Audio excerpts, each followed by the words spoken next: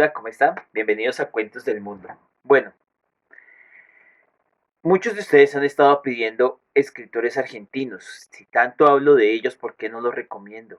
Yo recomiendo muchísimo leer a Roberto Alt, recomiendo muchísimo leer a... Ay, se me fue el nombre. A Julio Cortázar. Recomiendo muchísimo leer a Jorge Luis Borges. Pero ya son escritores que son internacionalmente conocidos.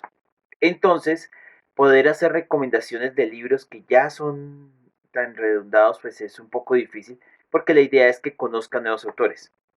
Pero, pero, haciendo caso a lo que ustedes están haciendo en los comentarios, pues hoy hemos escogido un escritor de esos. Hemos escogido a Jorge Luis Borges con su libro más famoso en cuentos que se llama El Alep. Pero no vamos a leer de él El Alep, que es el cuento obviamente más reconocido de ahí, tampoco el honor que o la escritura que le hace a la narrativa de Martín Fierro, por ahí si se dan cuenta encontrarán el texto, si ustedes son buenos lectores lo encontrarán por ahí, pero vamos a hablar hoy de una obra que casi a Borges no se le ha analizado, porque cuando hablamos de Borges hablamos mucho del laberinto, y de su crítica ante la obra de Martín Fierro, que pues es la obra insignia argentina. Es como para acá en Colombia cuando nos toca leer La María o no sé, en Brasil Gabriela Clavo y Canela o El Señor Presidente de Miguel Ángel Asturias, dependiendo del país, cada uno tiene el libro por obligación que toca leer en el colegio. Pero entonces Borges apareció como con esa crítica, pero también Borges tiene la novela policíaca, el cuento, no la novela, perdón, el cuento policíaco, el suspenso. Y hoy vamos a escuchar un cuento, que es el que les vamos a dejar a continuación, que se llama Emma Suns, que aparece en este libro de la LEP. Me pareció monumental, o sea, es toda la construcción narrativa de una mujer común y corriente para poder construir un relato impresionante, maravilloso, y de una narrativa muy fuerte como la que es de Jorge Luis Borges. Posiblemente, si nos alcanza el tiempo, leeremos para el cierre más adelante a Julio Cortázar o a Roberto Alt. Pero mientras tanto, vamos a dejar en este momento a Jorge Luis Borges con Emma Suns. Sean bienvenidos a este espacio de Cuentos del Mundo y esperamos que se diviertan, lo disfruten y busquen más lecturas de él, porque este es un espacio para buscar lecturas, porque leer es un lugar donde nos lleva a muchos espacios imaginarios. Bienvenidos. El 14 de enero de 1922, Emma Suns, al volver a la fábrica de tejidos Tarbush y Lottenwald, halló en el fondo del zaguán una carta fechada en Brasil por la que supo que su padre había muerto. La engañaron. A primera vista el sello y el sobre, luego le inquietó la letra desconocida. 9 o 10 líneas borroneadas querían colmar la hoja. Emma leyó que el señor Mayer había ingerido por error una fuerte dosis de veronal y había fallecido el 3 del corriente en el hospital de Baqué. Un compañero de pensión de su padre firmaba la noticia, un tal Fine, de Río Grande, que no podía saber que se dirigía a la hija del muerto. Emma dejó caer el papel. Su primera impresión fue de malestar, en el vientre y en las rodillas, luego de ciega culpa, de irrealidad, de frío, de temor. Luego quiso ya estar el día siguiente. Acto continuo comprendió que esa voluntad era inútil porque la muerte de su padre era lo único que había sucedido en el mundo y seguiría sucediendo sin fin. Recogió el papel y se fue a su cuarto. Furtivamente lo guardó en un cajón, como si de algún modo ya conociera los hechos ulteriores. Ya había empezado a vislumbrarlos, tal vez ya era la que sería. En la creciente oscuridad, Emma lloró hasta el fin de aquel día del suicidio de Manuel Mayer, que en los antiguos días felices fue Emanuel Suns. Recordó veraníos en una chacra cerca de Gualeguay, trató de recordar a su madre, Recordó la casita de Lanús que le remataron, recordó los amarillos losanges de una ventana, recordó el auto de prisión, el oprobio, recordó los anónimos con el suelto sobre el desfalco del cajero, recordó, pero eso jamás lo olvidaba, que su padre la última noche le había jurado que el ladrón era Loweltán, Aarón Loweltán, antes gerente de la fábrica y ahora uno de los dueños. Emma, desde 1916 guardaba el secreto. A nadie se lo había revelado, ni siquiera a su mejor amiga, Elsa Urstein. Quizás rehuía profana incredulidad, quizás creía que el secreto era un vínculo entre ella y el ausente. Loweltán no sabía que ella sabía. Emma Suns derivaba de ese hecho ínfimo un sentimiento de poder. No durmió aquella noche, y cuando la primera luz definió el rectángulo de la ventana, ya estaba perfecto su plan. Procuró que ese día, que le pareció interminable, fuera como los otros. Había en la fábrica rumores de huelga, y Emma se declaró como siempre contra toda violencia. A las 6, concluido el trabajo, fue con Elsa a un club de mujeres que tienen gimnasio y pileta. Se inscribieron.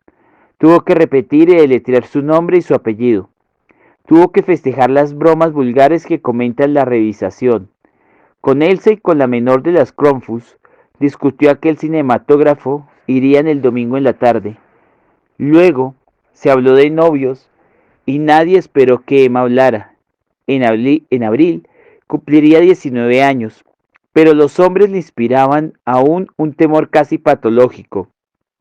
De vuelta, preparó una sopa de tapioca y unas legumbres. Comió temprano y se acostó y se obligó a dormir. Así, laborioso y trivial pasó el viernes 15, la víspera. El sábado, la impaciencia la despertó. La impaciencia, no la inquietud, y el singular alivio de estar en aquel día. Por fin, ya no tenía que tramar y que imaginar. Dentro de algunas horas alcanzaría la simplicidad de los hechos.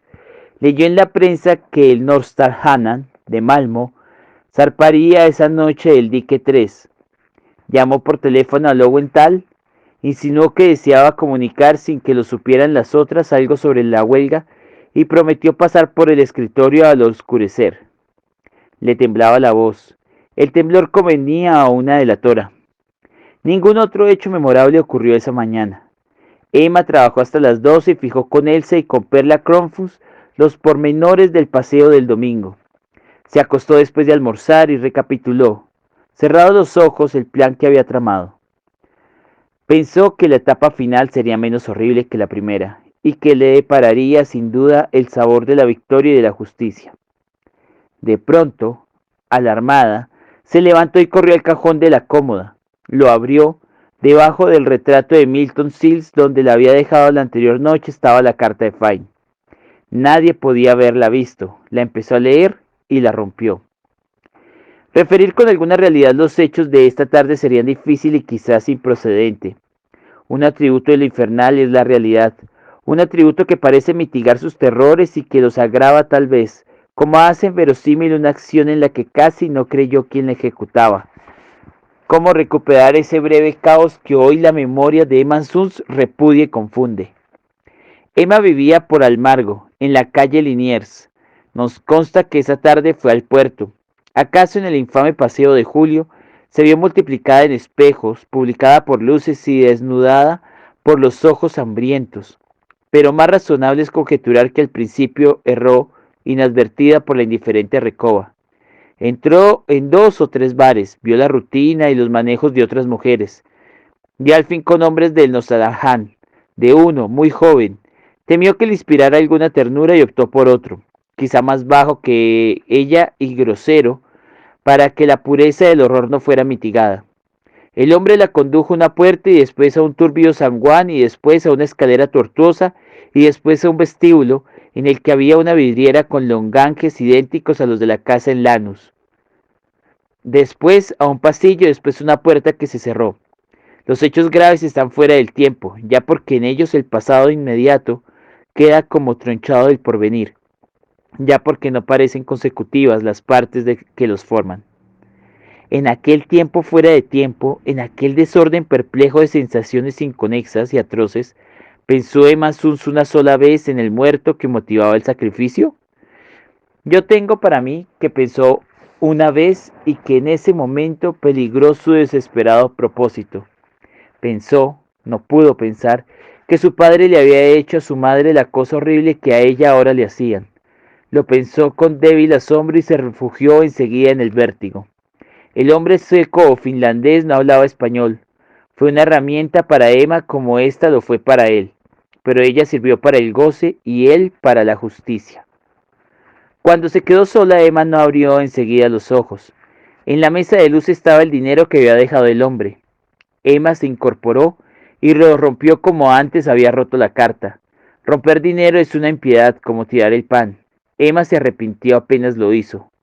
Un acto de soberbia en aquel día, el temor se perdió en la tristeza de su cuerpo, en el asco. El asco y la tristeza la encadenaban, pero Emma lentamente se levantó y procedió a vestirse. En el cuarto no quedaban colores vivos. El último crepúsculo se agravaba. Emma pudo salir sin que la advirtieran. En la esquina subió un Lacrosse, que iba al oeste. Eligió, conforme a su plan, el asiento más delantero para que no le vieran la cara. Quizá le confortó verificar en el insípido trajín de las calles que lo acaecido no había contaminado las cosas. Viajó por barrios decrecientes y opacos, viéndolos y olvidándolos en el acto, y se apeó en unas bocacalles de Warnes. Paradójicamente, su fatiga venía a ser una fuerza, pues la obligaba a concentrarse en los pormenores de la aventura y le ocultaba el fondo y el fin. Aaron Lowenthal era para todos un hombre serio, para sus pocos íntimos un avaro. Vivía en los altos de la fábrica, solo, establecido en el desmantelado arrabal. Temía a los ladrones. En el patio de la fábrica había un gran perro y en el cajón de su escritorio nadie le ignoraba un revólver. Había llorado con decoro el año anterior la inesperada muerte de su mujer, una Gauss que le trajo una buena dote, pero el dinero era su verdadera pasión. Con último bochorno, se sabía menos apto para ganarlo que para conservarlo. Era muy religioso, creía tener con el Señor un pacto secreto que le eximía de obrar bien, a trueque de oraciones y devociones. Calvo, corpulento, enlutado, de quevedos ahumados y barba rubia, esperaba de pie junto a la ventana el informe confidencial de la obrera Suns. La vi empujar la verja que él había entornado a propósito y cruzar el patio sombrío. La vi hacer un pequeño rodeo cuando el perro atado ladró. Los labios de Emma se atareaban como los de quien reza en voz baja, cansados. Repetían la sentencia de que el señor Lowenthal oiría antes de morir. Las cosas no ocurrieron como había previsto Emma Suns. Desde la madrugada anterior, ella se había soñado muchas veces, dirigiendo el firme revólver, forzando al miserable a confesar la miserable culpa y exponiendo la intrépida estratagema que permitiría a la justicia de Dios triunfar de la justicia humana. No por temor, sino por ser un instrumento de la justicia, ella no quería ser castigada. Luego, un solo balazo en mitad del pecho rubricaría la suerte de Lowenthal. Pero las cosas no ocurrieron así. Ante Aaron Lowenthal, más que la urgencia de vengar a su padre, Emma sintió la de castigar el ultraje padecido por ello. No podía no matarlo después de esa minuciosa deshonra. Tampoco tenía tiempo de perder en teatralerías. Sentada, tímida, pidió excusas a Lowenthal, invocó a fuer de delatoría las obligaciones de la lealtad, pronunció algunos nombres, dio a entender a otros y se cortó como si la venciera el temor. Logró que Lowenthal saliera a buscar una copa de agua. Cuando este incrédulo de tales aspaventos, pero indulgente, volvió del comedor, Emma ya había sacado del cajón el pesado revólver. Apretó el gatillo 2 veces. El considerable cuerpo se desplomó como si los estampidos y el humo lo hubieran roto. El vaso de agua se rompió. La cara la miró con asombro y cólera. La boca de la cara la injurió en español y en yiddish. Las malas palabras no cejaban. Emma tuvo que hacer fuego otra vez. En el patio, el perro encadenado rompió a ladrar y una efusión de brusca sangre emanó de los labios obscenos y manchó la barba y la ropa. Emma inició la acusación de que tenía preparada. He vengado a mi padre y no me podrán castigar. Pero no la acabó, porque el señor Lowenthal ya había muerto.